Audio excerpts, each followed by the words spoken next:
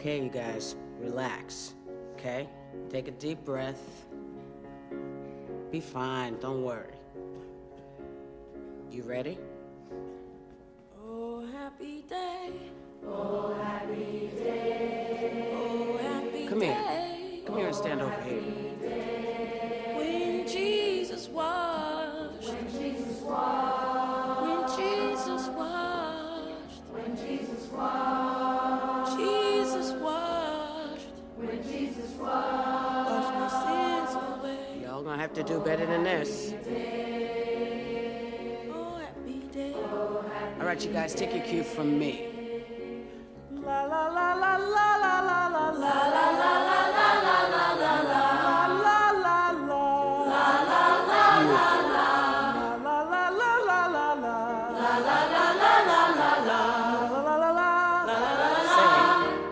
Oh, happy day. Oh, happy day. Oh, happy day. Oh, happy day. When Jesus washed. When Jesus washed. Jesus washed. When Jesus washed. When my Jesus washed. When Jesus washed. Wash my sins away. La la la la la la. La la la la la la la. La la la la la. Let's party.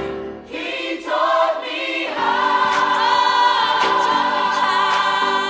to walk, To wash, to fight and pray, to fight and pray. fight and pray. And he taught me how to live Yes, he joy. Yes, he Yes, did. he Oh, yeah. Every day. Oh, yeah. every day. Oh, happy day. Oh, happy day. Oh, happy day. Yeah. Happy day. When Jesus washed. When Jesus When washed. Jesus washed. When Jesus washed. When Jesus When Jesus washed my sins away. Oh, happy day. Oh, Lord, I'm talking about happy days. Happy Oh, yeah. Sing it, sing it, sing it. Yeah. Oh, happy day.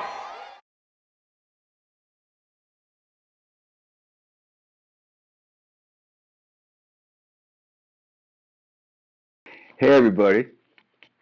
Obviously, liturgy is not a show. When you proclaim the word, liturgy isn't about you, but it's something about you. It's about how liturgy's changed your life. You are ministering by proclaiming the word. You are acting freely as this reading has done something for me, and I'm going to proclaim it with joy.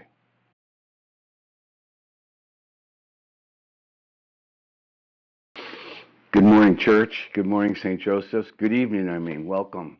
And thank you for allowing me to interject some thoughts and reflections for y'all as you have your lector workshop or lector meeting. You know, the order of lector is something that your deacon candidates, Jason and John and Robert, I'm sorry, I forget, but they just received that order by the bishop on their process to being ordained in the order of deacons. So the order of lector is really major, as you just saw in that clip. It's really amazing how we proclaim is evidenced in how we proclaim. We have to remember that we're proclaiming the Word of God. We're not reading out of a cookbook. We're not reading a paper. We're reading from the Word of God that in some cases in today's gospel and readings and Psalms are hundreds of years, thousands of years old. So it's not like they haven't been heard before. So we proclaim the Word of God and trying to sell it, trying to own it. And how we own it is how we prepare for our readings. I know you receive workbooks that explain what the author of the reading was trying to get across, who the audience was of the author of the readings, and what they were trying to share, proclaim. Proclaiming and reading are two different things. Proclaiming is proclaiming from your inside, proclaiming with strength, proclaiming with an interpretation of what you're reading. For example, there's a story about there was a cocktail party, and an actor with a very deep voice and very Shakespearean was there, and the local pastor.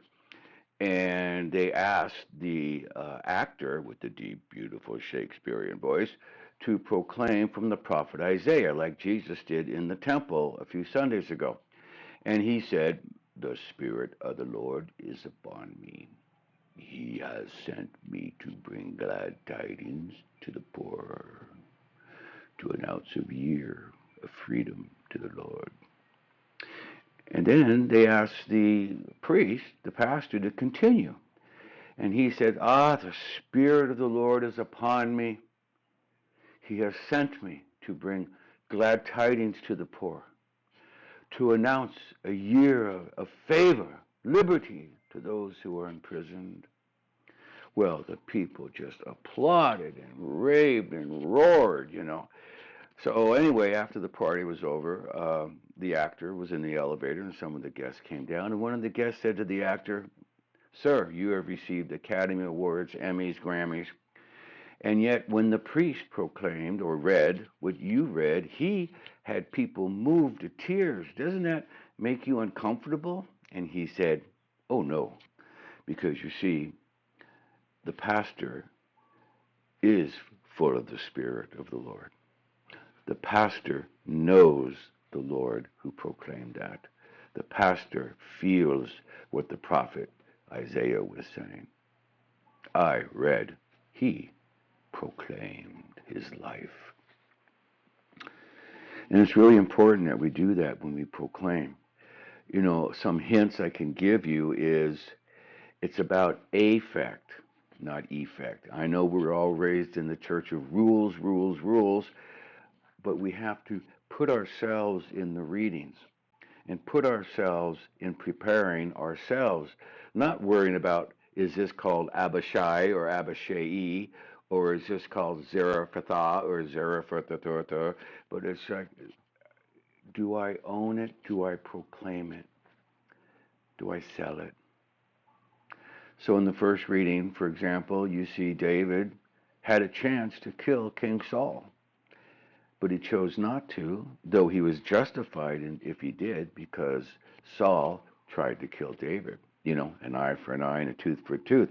So now Samuel, the prophet, is trying to tell us something amazingly different, to give us a different insight of how a person responds to the Word of God. In the Psalm, the Lord is kind and merciful. It's not, the Lord is kind and merciful. The Lord is kind and merciful. The Lord is kind. The microphone does not proclaim. We speak it into the microphone.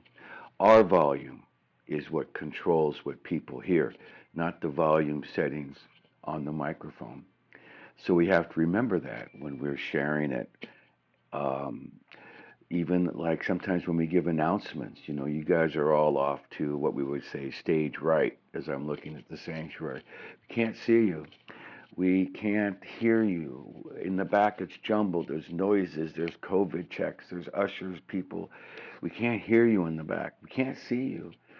But somehow we're going to have to figure a way to sell the announcements. This Sunday, next Sunday, and said, please, lectors, come to a meeting. There's a bake sale. Wear your mask. Get vaccinated. We have to proclaim with joy and feeling what we have to say as we read the Word of God, to be heartfelt. So let's go with the gospel, for example, that I will be proclaiming at the Sunday Mass. And what I know that I'm talking about is I'm talking about a new message to the Gentiles, who were the outsiders, outsiders by the Jews, outsiders by the Romans. And Luke is trying to welcome a new generation, a new unchurched, unspiritualized set of people who are curious, who are wondering why people are living with such mutual joy and affection in a time where the Jews lost the temple, the Romans were beating up on everybody, even on the Christians. So Jesus in the Gospel of Luke would say, "To you who hear, I say, love your enemies. Do good to those who hate you. Bless those who curse you. Pray for those who mistreat you." Because you see, what I'm thinking about is, for example, in Kenya, where I provide seeds and money for food, but I tell them, you cannot take the food unless you share it with someone else, especially your enemy. And in Kenya, South Sudan, there's all types of enemies, tribal conflict, etc., that they were just born into and inherited. You know, you're not supposed to like these people. You're not supposed to like those people. Gentiles. And here we are saying something different. It's to those that we give to that we bless, because someone gave it to us in the first place. So in owning that, you know, we can hear we hear Jesus say, so to the person who strikes you on the cheek, as Jesus was struck on the cheek, offer the other one as well. Give to everyone who asks of you, even though I know we all want to receive. From the one who takes what is yours, do not demand it back. Forget about it. Let them have it. Don't get all aggravated, because then that shows that we are not living the walk of Jesus, which is hope and resurrection. We all know the cross. But do we know resurrection? And Jesus is preaching resurrection all through the Gospel of Luke and St. Paul in the Corinthians. You know, so as St. Paul would say, you know, if you're born like Adam, okay, but Jesus is the new Adam, you know? So it's not Adam was the parent of original sin. He was the parent of original blessing, and in his earthliness, he rejected it, just like we do. So anyway, that's just some insights on how to own the reading. So please don't just walk into the sacristy 5 seconds before Mass and read and prepare yourself. You prepare yourself by reading your workbook, getting to know, praying about what is God telling you, what is God asking you to believe, and now you interpret that in how you speak and how you proclaim the Word of God. Have a blessed day. I hope this helped. Bye.